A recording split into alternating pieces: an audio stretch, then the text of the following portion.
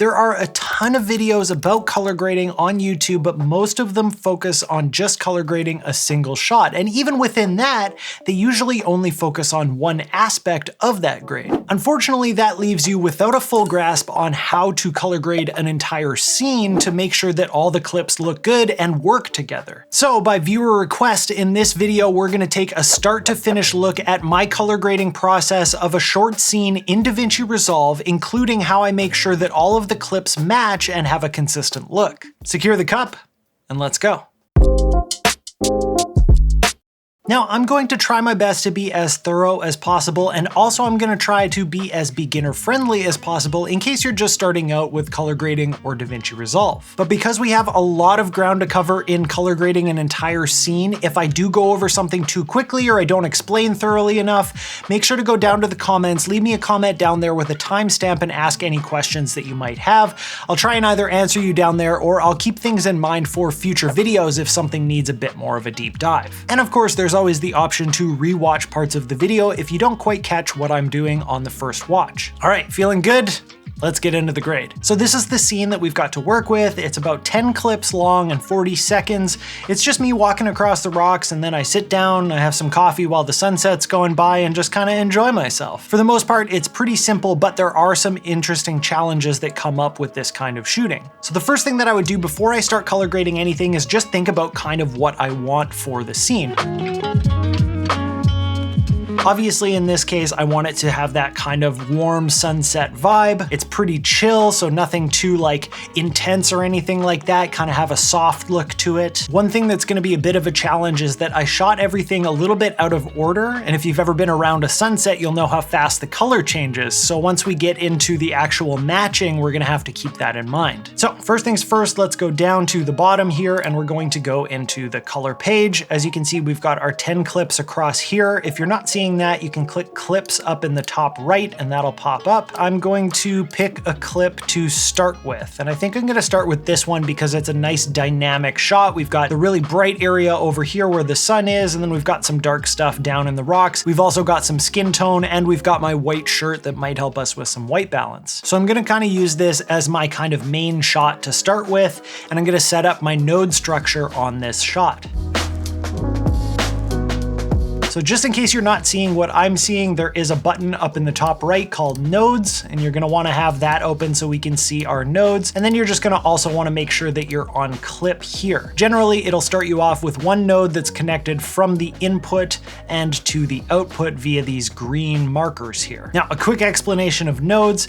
Basically, these are kind of like layers. So if I add a couple more nodes here using Option S or Alt S, now we can see the order of things going from the input into the first node, into the second node, into the third node, into the fourth node. So what I mean by that is if I go into my second node and I crank my offset up all the way so that it's basically all highlights, right? So we're all blown out. You can see that all of the nodes afterwards, the little thumbnails that are in here, have updated to show you that they're super bright, but the one before it didn't because it's still seeing just what's coming out of the input because I did all of that changing on the second node here. Now, if I go to my third node and let's say I pull back the highlights, it's gonna do a bunch. But if I undo that and I try and go to my first node and pull back the highlights, you'll notice that it does something completely different because it doesn't see all the highlights, it sees things as they were in the original clip. And there's not a whole lot of highlights there right now because we're still in S-Log3 and there's just not a whole lot in that high information. So we just want to keep that in mind as we're going forward, that we're working kind of in a linear fashion or a serial fashion. They call these serial nodes. And there are different types of nodes that we can use, but for today, we're just going to be using serial nodes. So now that we've got our 4 nodes in there, that's going to be our basic node structure. I'm actually going to start on the third one, and this brings us to our next step, which is the color space transform. Now, a color space transform is basically gonna bring us from this kind of flat looking gray image that we've got here and make it look a little bit more normal. What we call Rec 709, which is what we typically view on our computer monitors. And there are lots of ways that we can do this. I'm gonna show you 2 of my favorite. First, we're gonna have to go up to the top right and hit this effects box. The first way that I really like to do this, and this is the way that I do it most of the time, is using a plugin called Cinematch. This is made by Film Convert. And the way that it works is you're gonna go in and choose your camera source profile. I happen to know that this was shot on the Sony FX3, which has the same sensor as the A7S III, so I'm going to choose the A7S III since the FX3 isn't available. I know it was shot in S-Log3 S-Gamut3 Cine, which is the picture profile that I used, and then I'm going to hit apply. Underneath that, there's the camera target profile. And if we want to, we can go into here and we can choose, let's say something like the ARRI Alexa, and then we can hit apply, and now it changed. I don't know if you noticed that waveform down there, but if I disable this node and then re-enable it, it changed it just ever so slightly. So now instead of S-Log3, we're dealing with something that looks like ARRI Alexa Log C. This can be really handy if you're trying to match multiple cameras, or if you just want to try to get the look of a specific camera that you really like. In this case, I'm actually just gonna leave this off. So I'm gonna go back to select, and that's just gonna do nothing. And then down here, we've got a button that says Apply Rec 709 Transform. And this is the big thing that we're using the plugin for right now. And when I click that, you can see that it's stretched out our image so that it's no longer all squished into the middle. It now stretches it back out and it starts to look a lot more normal. Our highlights look super bright, our shadows look a little bit more low. And then one of the beauties of Cinematch is that they've got this exposure slider so that if I find, okay, well, maybe I'm a little too bright going into this, I can just pull this down. And it's kind of a nice, easy way to get things going. And this exposure slider is working in conjunction with the color space transform from S-Log3 into Rec 709. So that was a whole lot of talking to say that you choose your camera, you hit apply Rec 709 transform, and then you set your exposure. Super easy.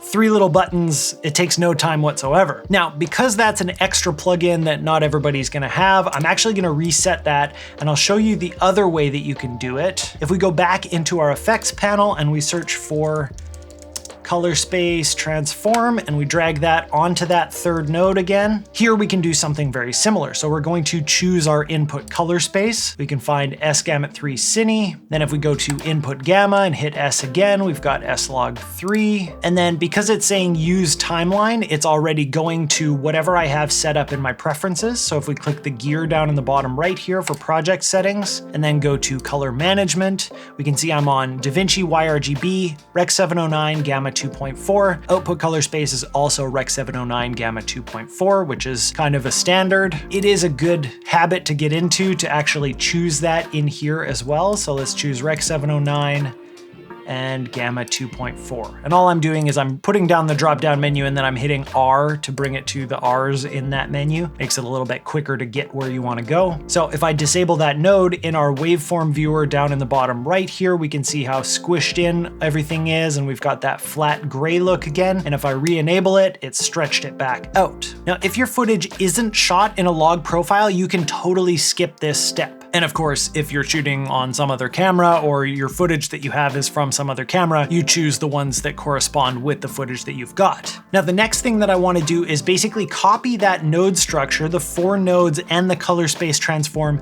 to all of my other clips. Since that's consistent across the clips, they were all shot on the same camera, they were all shot with the same settings. So basically what I can do is click on my clip that's kind of my main clip here and hit Command A or Control A if you're on PC to highlight all of the clips, and then right click and hit apply grade. Alternatively, you can just middle click on your main clip that you want to apply the grade to all the other ones. So if I middle click here, you can see that it immediately applied those 4 nodes. So 3 blank nodes, 1, 2, and 4, and then our color space transform on the 3rd one. And actually, now that I think about it, I'm gonna go back to my main node. I'm gonna highlight that color space transform node, hit tab, and I'm just gonna put CST. And then on node number 2, I'm gonna hit tab and put Pri for primaries. On node number 1, I'm gonna hit WB for white balance. And then the 4th one is kind of an extra one just in case we need it. And then I'm gonna do that one more time, just middle click so that it applies all 4 of those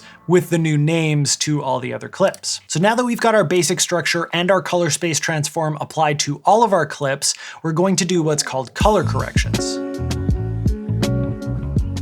Color grading is generally thought of as kind of two steps. So we've got color corrections and then color grading. Color corrections generally are just getting the image looking good, looking almost normal, if you will. Then the color grading part, which we'll get to later, is kind of putting our own creative spin on it. So the first thing that I want to do is go back to our main clip and color correct that. And the way that we're going to do that is by going backwards from our color space transform node, we're going to go to our primaries node. Now, you don't have to call them what I've called them here, WB and primary and CST. You can call them whatever you want. This is just a way that I have to remember what I'm doing at the time. So I'm going to go to my primaries. I'm going to turn off my effects panel so that I can see my nodes a little bit better here. And then looking at this image, knowing that I've got this really bright area on the left side here, we can see in our waveform that we're way up close to the top. And then we've got some dark shadowy areas down in here in the rocks as well. So we've got a really good spread, a really dynamic looking shot. So maybe all I want to do is bring my shadow parts down a little bit. So I'm going to go and grab my lift and I'm going to push it down a little bit and then maybe bring the middle areas up a bit. It's just a little bit of back and forth until I'm feeling happy with how it looks. Also going to switch over my waveform.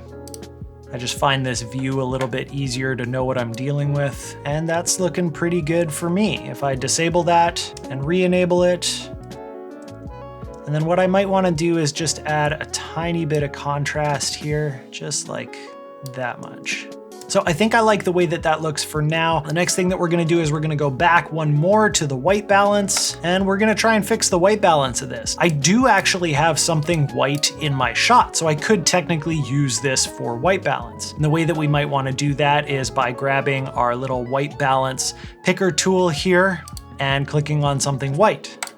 As we can see, the problem here is that because it's like golden hour and it's making my shirt nice and yellowy golden, then when it goes to correct that for white, it makes everything look more blue than it should be. So we could try it again, and this time doing it, let's say on one of the more shadowy parts of my shirt, click it again, it corrected the other way, so now it's way too yellow, so that's not gonna work. One of my favorite ways to do my white balance is just by using the offset. So basically you kind of look at your picture, you use your waveforms if you want to, and then you can kind of push around the image. And in this specific case, because we've got skin tones in here, I'm gonna pull up the vector scope.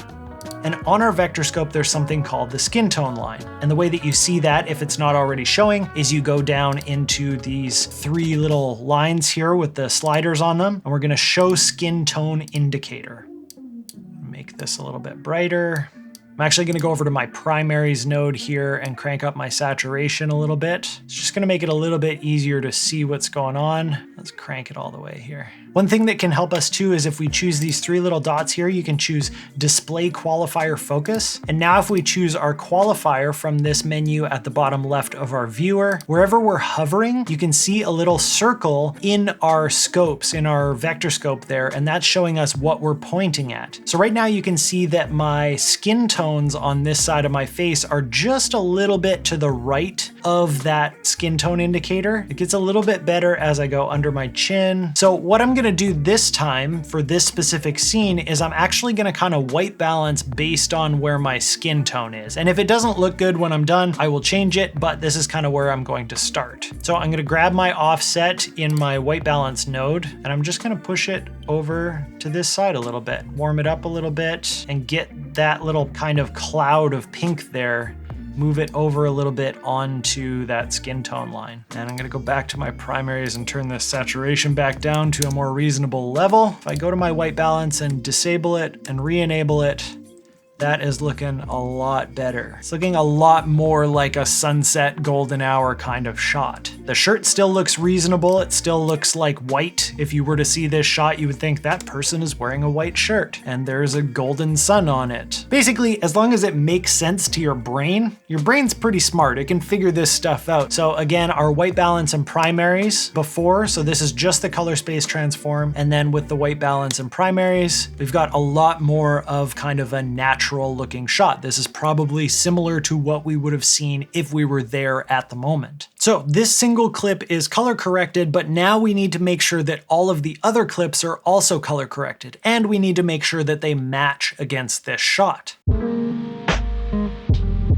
Now, because we know that I shot all of these at the same time, you'd think maybe I could just kind of copy and paste all of that information, our white balance and our primaries, over to the other clips, but I know that's not going to work because I was shooting things out of order, the colors were changing a lot, and a lot of the clips have different exposure levels. So we're gonna have to go one by one and make sure they match back to this main clip. The way that I like to do that is, let's say we choose this second one here. So we're gonna do this close-up version of this shot. The first thing that I'm gonna do is I am going to copy that over. So I'm gonna highlight the new shot, I'm gonna middle click on that first shot or right click and hit apply grade, and it's going to copy all of that over. Now you can see this shot is way darker than the first one is. And so what I like to do now, I'm gonna put away my Luts panel here, and I'm gonna go up to the top left of the viewer, there's something called split screen. And then I'm going to right click and I'm going to go down to split screen and I'm gonna choose selected clips. Now what this is gonna do is while I have this clip that we're gonna be color correcting highlighted, I can command or control click on the main one, and then I can have them both in the viewer so I can be comparing. It also will show up on your waveform, on your scopes down here, so that you can be comparing between the two. Now, right off the bat, you can see that they are looking very different. This is a lot darker. It's even a little bit more kind of pink. I'm gonna disable my white balance node here. And the way that I'm doing that disabling and re-enabling so we can see before and after is just by hitting Command D or Control D if you're on a PC. I'm gonna leave my color space transform the same, and I'm gonna go back to my primaries and I'm going to reset. So now we're just looking at just the color space transform. We want it to be a lot brighter to try and match that. So I'm gonna grab my gain and I'm gonna crank it up. Now, one thing that we can do here, again, because we chose that one selection where we display the qualifier focus, we can have our qualifier and we can hover over the skin tone and see where it is. So you can see the little circle in the waveform showing me approximately where that level of the skin tone is. And so if we go back to our main shot and do the same thing, we can see that it's right around that kind of 384 line on my cheek. And in this one, we are actually a little bit higher now. So we're gonna pull that back until it is close to matching. So there we can see that it's at that 384 line. I'm gonna go back into my split screen view, add some contrast, and some saturation. Now going back to my white balance. To me, this is looking a lot more pink, whereas this one kind of has a yellowy green tone to it. Let's just go to our vector scope, and I'm gonna come out of that split screen view. And as far as zooming in and out on the viewer here, I'm just using my scroll wheel to zoom in and out. If I wanna go back to fitting it, I hit Z or Z for my American friends. And if I want to move around while I'm zoomed in, I'm just middle clicking and then holding and moving things around that way. So going back to the qualifier, seeing where that is. So you can see again, we're just a little bit over to the right of the skin tone line like we were in the last one. So it just needs to go a little bit further this way here, something like that. I don't want to go too far because it'll start to look really green. Okay, I think those are looking pretty good. We've got a decent match on everything. I might just pump up the gamma on this a little bit.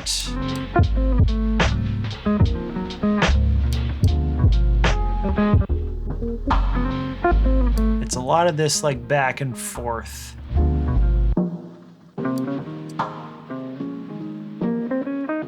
Cool, I think that matches pretty well. The next shot is actually the same as the first shot. They're pulled from the same clip. I just kind of go back and forth. So I'm just gonna apply that, middle click. So now we've got 3 of our 10 shots matched up. So going back to this one, I'll start by applying from our main shot. Then again, I'm gonna go into my primaries. I'm gonna reset my lift, gamma, and gain. If you're not familiar with lift, gamma, and gain, I have a whole video on that, so you can go check that out. Just a quick explanation. Lift is kind of like your shadows, gamma is kind of like your midtones, and then gain is kind of like your highlights. The way that I always think of it is that lift is like moving this bottom part of your curves up or down. Gamma is like moving a point in the middle up and down, and then gain is like moving this top point up and down. Again, if you want a more in-depth look at that, I have another video on that. I'm going to pull down my gamma on this one quite a bit. I'm gonna go into split screen mode here with my main clip so I can kind of see what's going on. So kind of basing things off this arm here, I probably want things to be a little bit darker. And then on my white balance, I definitely want to go a little bit more over to green. I might even want the whole thing to be a little less saturated. Bring this back down there. That's looking like it matches a little bit better.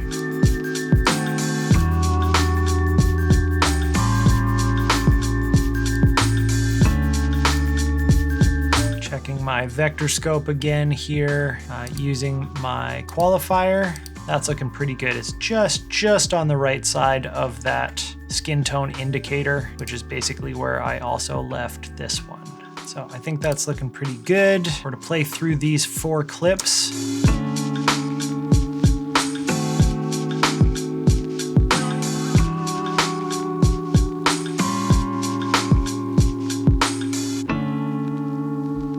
They look like they match pretty darn well.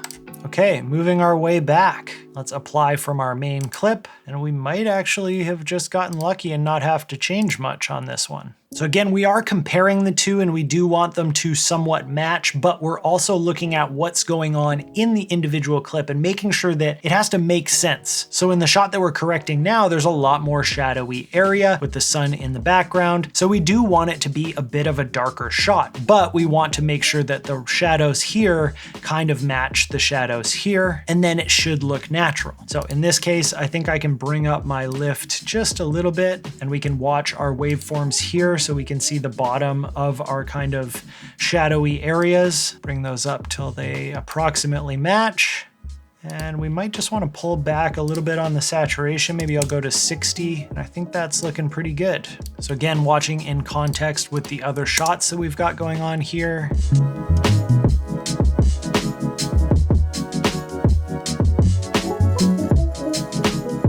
Cool, nothing's jumping out to me as problematic, so that's good. So now we've got a fun one. All of the shots so far that we've done have been pointed basically directly at the sun. This one was shot, I think it was actually later, and it's pointed kind of across from the sun, so it's much more blue looking. So we're gonna have to try and give this that sunset look so that they kind of match again. So I'm gonna start by applying from our main shot. That actually did a decent job with the white balance in there. I do think I'm gonna reset my lift, gamma, and gain and start over on that one. And then I'm gonna go into split screen mode, and I just wanna try and match where my skies are. So if we're looking down at our waveform here, what I want is a nice consistency from even this part of the sky over here to this part of the sky. So it's not gonna be the same as our super bright sky where the sun is, but maybe this sky over here could be somewhat close to that sky. So looking at that, we're actually not that far off, but to my eye, for some reason, I want it to be a little bit brighter. So going into my primaries again,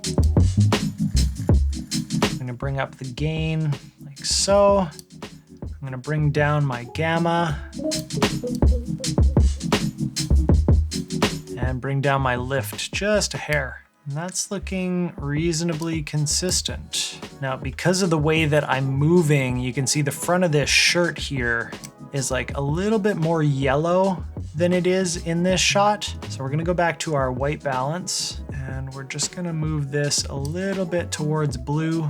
I think that's looking pretty good. We can get the context that it is sunset because we can see the golden on the rocks here. We can see it on the front of my shirt and on my arm, similarly to how we can see it in certain areas here. The fact that there's a lot of water and a lot of sky in this shot makes it feel a bit more blue. If we really wanted to, we could maybe go into our lift in our white balance tab here and push a little bit of yellow into the kind of shadowy areas. See what that looks like in our split screen view here. Yeah, that actually looks pretty good. We're gonna move back one more. I'm gonna copy actually from the one that we just did this time because this one's got that same kind of blue problem. And with this one, for whatever reason, the blue looks a lot more purpley than it did in the last one. We're gonna have to play with our white balance on that one. I might also wanna fix my horizons so that they match back in the edit page, but I'll save that for another time. So yeah, we can see that the blues don't quite match in these two.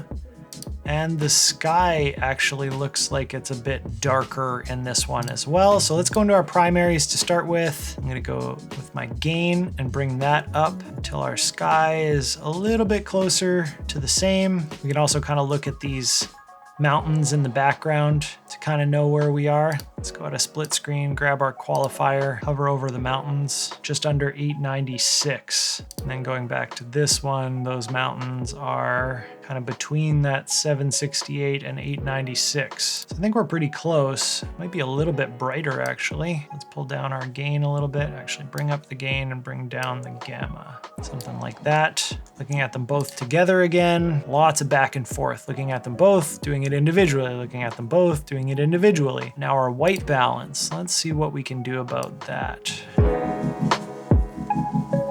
So bringing it a little bit warmer, fiddling with my offset some more to see if I can get that blue somewhere around the same. That's looking pretty close. Well, and part of that was because I still had that little yellow tint that I did in the lift. Let's try and emphasize that a little bit more. There we go. I think we got a good match on those two. Then moving back one more, this is kind of facing the opposite way, so the sun is hitting the front of these rocks. I'm gonna copy from our main clip to start with, going into our primaries. I'm actually gonna reset lift, gamma, and gain.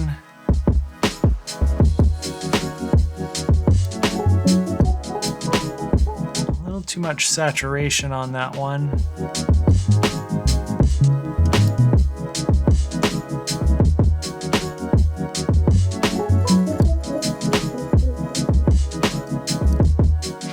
Our blue is really intense here, so I'm gonna try and pull away from blue again. So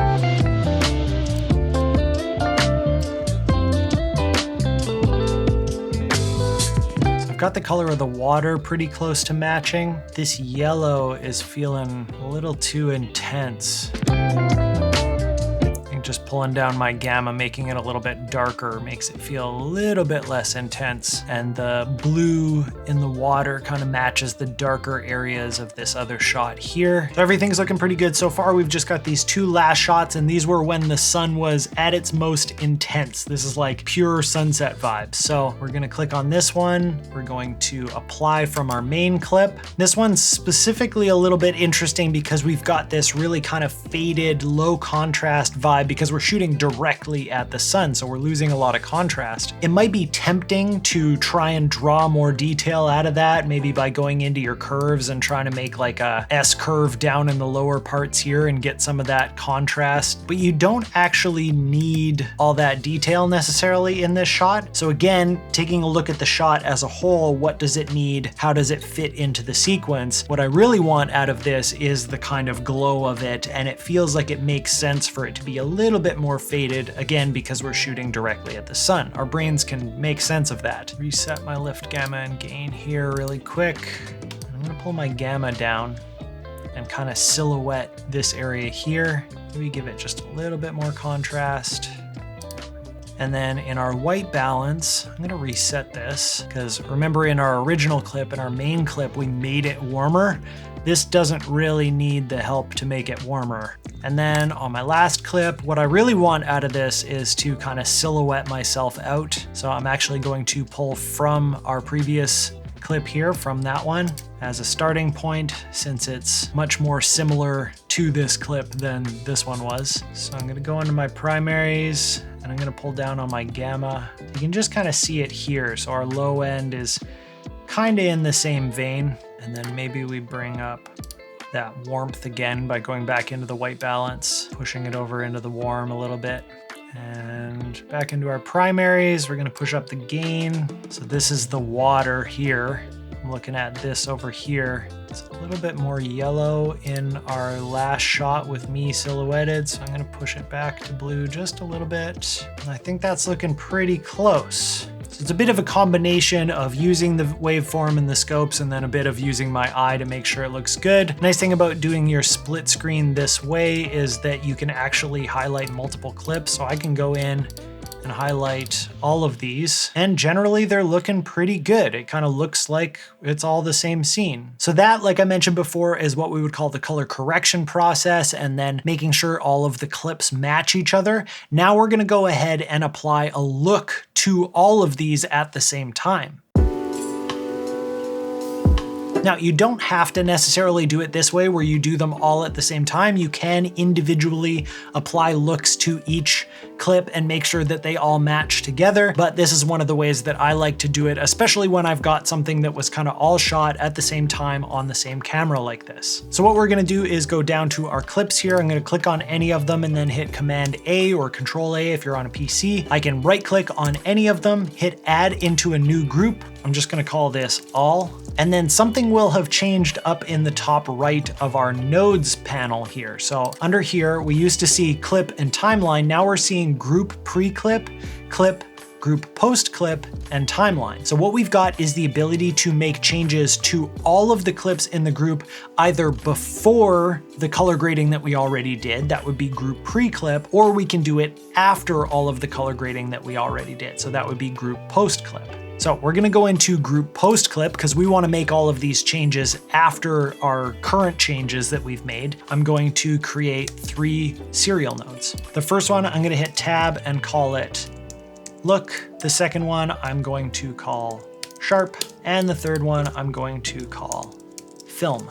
So first and foremost, when I'm shooting with my FX3 in S-Log3, I know that it pulls down the sharpness as it's shooting, so I like to add a little bit of sharpness in post. So all we're gonna do there is go to our sharp. I'm going to go down to this tab here that they call blur. I'm gonna go over to sharpening, which is this second one. I'm gonna pull my radius down. I have a number that I like. I go down to 47, and then I pull down my scaling to about 20. I'm gonna go to a clip that has some detail in it here. I'm gonna disable and then re-enable. So it just adds a little tiny bit of sharpness in there. So then we're gonna go back to our look node. And what I actually wanna do here is go into that split screen mode, and I'm going to highlight all of them except for the double that's in there so that I can see all 9. And I'm actually gonna hide my clips at this point too. Now, as I make changes on all of these group post clip nodes, I'm gonna see it applied to everything. So on this look node, one thing that we can do is we can add a LUT if you've got some LUTs that you like to use. I have a LUT pack that I literally put out with this video. So if you're interested in that, it's now up on my website, on my store. So we can go to any of these and we can apply them just by double clicking. So if we want to do calculator, rabbit's nice. It gives it a little bit more of a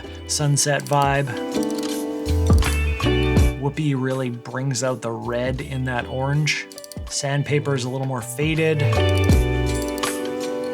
think this grease is the one that I want. So if we disable and enable that, you can see what it's doing there. But let's pretend first that you don't have any LUT. So we're not gonna use a LUT. I'm gonna show you what I would actually do to create a bit of a look here. So I reset that node. Basically what I'm gonna do here is I'm gonna go into my curves and I'm gonna start playing with these HSL curves. So the first one here is called hue versus hue. And what that does is it changes colors from their original color to other colors. So for example, I'm gonna make little dots all across the color spectrum here. And then if I were to, let's say, grab the red and drag it up, it's gonna turn it more purple. If I drag it down, it's gonna turn anything that's more red into, in this case, green, because I went so far. So basically we can alter specific colors to look a little bit more like other colors. So resetting that, I'm gonna put my dots here so I have starting places. I'm gonna grab my yellow and make it a bit more orange by dragging it up. There's not a whole lot of green in this scene. I'm gonna take my green and make it a bit warmer, a bit more yellow. And take this cyan and push it up a little bit. Take my blue and push it up a little bit more to cyan. Then this magenta, I'm gonna bring down a little bit. I don't think there's a whole lot of it in there, but I have a tendency to like to make it a little bit more red. And so even just that, if we were to disable and re-enable, let's put away the LUTs so we can zoom in a little bit here. So disable, re-enable. That made a huge difference. Orangey red glow going on now. Then what I might also want to do is move over into my hue versus saturation. So now this is going to be picking specific colors and making them more or less saturated. So in this specific case, I want to bring out a lot of the kind of oranges and yellows, but I want to kind of pull back on almost everything else. So I'm going to take my blues, I'm going to pull them down. I'm going to take my cyan and pull that down. So you can see, especially in my shirt there, where the blue is in the shadow, I can pull that down quite a bit. and then it's not overpowering the sunset vibes. There's really not a whole lot of that in there, so I'm just gonna pull that down just a little bit, and then I'm gonna leave in a lot of the yellow and orange here. You can see what a huge difference that makes because our frame is made of mostly that yellow and orange. And you can see that as I move up the yellow, that curve is happening across where the orange is, and you can see this big spike there is because that's most of our scene. So if we were to undo just the hue versus saturation curve and then redo it, the biggest difference is that it's pulled out the blue in my shirt there. Then we've got hue versus luminance. So now this is choosing specific colors and making them either brighter or darker. Again, I'm gonna start out by putting a bunch of dots on here. What I like to do here is actually make my yellows a little bit brighter and my reds a little bit darker, leaving oranges kind of where they are. Since our scene is mostly made up of this kind of red, orange, and yellow, what I want to do is add a little bit of contrast between those colors. So by making all of the reds a little bit darker and all the yellows a little bit brighter, we've got this kind of contrast between colors that are very close to each other on the color spectrum. So I'm going to undo that and redo it just so we can see what the difference is. It almost feels like it adds a little bit of depth to the shot because you're kind of creating layers of contrast between different colors. We're gonna go a little bit more subtle than that. Let's grab all of these again. And I think that's looking pretty good for our look. This is a nice kind of simple way to just use the 3 hue, saturation, and luminance curves to kind of do a bit of a look. It looks really nice and consistent across all of them, which I really like. So we've got our look, we've got our sharpening, and then on that last node there, we're going to actually give it a film look. And the way that I like to do this is by going to my effects, and I have a plugin called Film Convert. This is the same people who made that Cinematch plugin that I was talking about earlier. There are like Luts and things out there that you can get that do kind of a film look, but I found this to be the best way to get that film look. I'm going to go back to our main clip to start with here. And then what we want to do is we want to go to film stock, and we can choose any of these film stocks. So basically what they've done is they've analyzed all of these different types of film to give you the looks from it. So we can choose like a Fuji Eterna if we want, but the one that I like to use is actually the 5207, the very first one, or the second one. But I think in this case, the first one has got a bit of a warmer look to it, and I quite like that. Now below that, we've got our film chroma and film luma. Film chroma is going to be our color. So how much of the film color is going to be on top of our own colors that we already chose. So if we go to 0 on that slider, we're not changing the colors at all. If we go up to 100, we're changing the colors all the way as much as the film would affect them in real life. I like to do this at kind of like 50% because I already chose the colors that I like. I do like adding a little bit of the film color in there too, so it generally will kind of fade things out a little bit less saturation. And then on the luma, we can choose as much or as little as we want. I generally will leave that at 100% and then kind of try and fix things going into it by using the exposure up here. If we disable this, you can see it's a little bit brighter before I enable the film. So what I want to do is just bring back some of that brightness using the exposure. And if you do it on the number rather than on the slider, you can go a lot more fine-tuned. So now when I disable that and enable it, they're looking a lot more similar as far as the general brightness of the scene, which I had already chosen what I wanted. The other thing that I noticed is that it did cool it down just ever so slightly. So what I want to do is add a little bit of that warmth back in by going to my temperature slider and just pushing it ever so slightly to the right. And then also, I just want to add just a hair of my saturation back. So I'm going to push this up. Let's make this 111.1 just for luck or something. And just double checking that with all of my clips selected and in split screen mode.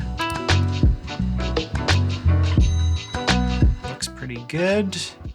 Nothing problematic that I can see at this point. And then finally, in this same plugin, they give you the option to add film grain. And I like to do this because it gives it a lot more of a film look. Now, right under here, they've got some presets. So you've got 35mm all the way down to 8mm. 35mm full frame is going to be the least grainy. 8mm is going to be the most. So you can barely see me anymore. And it changes your grain settings down below when you switch that preset. So we're gonna start with the 35mm full frame, and you can see grain strength here. So right now we've got 100%. If we pull that back down to 0, so now we're not doing any kind of grain.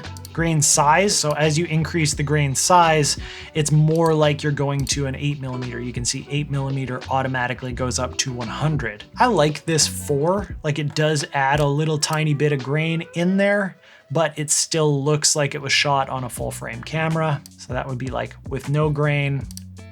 Then there's with 100% of that grain size 4. There's grain saturation, because sometimes it's kind of like a green and magenta look to it. I actually like to pull my grain saturation all the way down. I like having the grain in there, but I just want it to be just kind of black and white on top. I just want it for a texture, not to add any color to my picture. And then you can crank up the image softness if you want to give it the vibe that you're like kind of vintage. But I like to leave that all the way off because I went to a lot of trouble to make sure that I was all in focus, and I even added some sharpening there. It is important that I do my sharpening before my film grain because I want to sharpen the image, but if I put it after the film grain, it's going to be sharpening all those tiny little grains, and that can get really intense really quickly. So that's our film look. This specific one adds a little bit of contrast, just a little bit of a pop to everything. And DaVinci Resolve actually does come with some film looks as LUTs. There is kind of a bit of a process to use them, but they are there if you want to. Let me know if you want me to make a tutorial on how to use those in the future. So let's get rid of the effects panel so we can just see our nodes in our group post clip, and we're going to disable that and re-enable it. So the look that we've done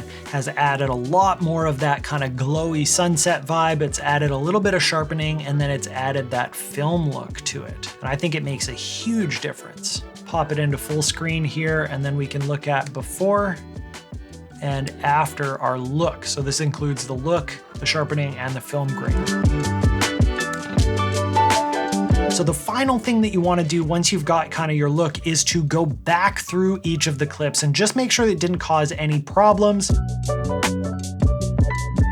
Keeping an eye on your waveform, keeping an eye on your vector scope if you want, and just making sure that nothing stands out as problematic after your look. I'm just gonna kind of go through each of these clips here and disable the look and re-enable it. So like this one, that orange gets a little bit intense. So what we're gonna do is go back into our clip, and I'm just gonna go to that 4th node that we didn't use on any of them. I'm gonna go into my hue versus saturation, and I'm just gonna pull down on that kind of orange area here, just a little bit. So you can see that's before the change and then after the change. I think that's a little bit more of a kind of nice subtle golden glow. Going to the second one, going back to my group post clip.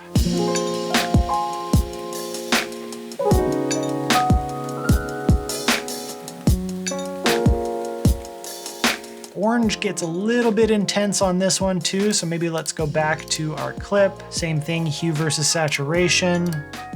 I'm just gonna pull down a little bit on my orange and yellow, just a hair. We look at our vector scope here, we'll see how far out that orange is going. So that's before that little change that I made, and then after. So I'm just kind of reining in that orange. This one actually doesn't look too bad. Yeah, I'm feeling good about that.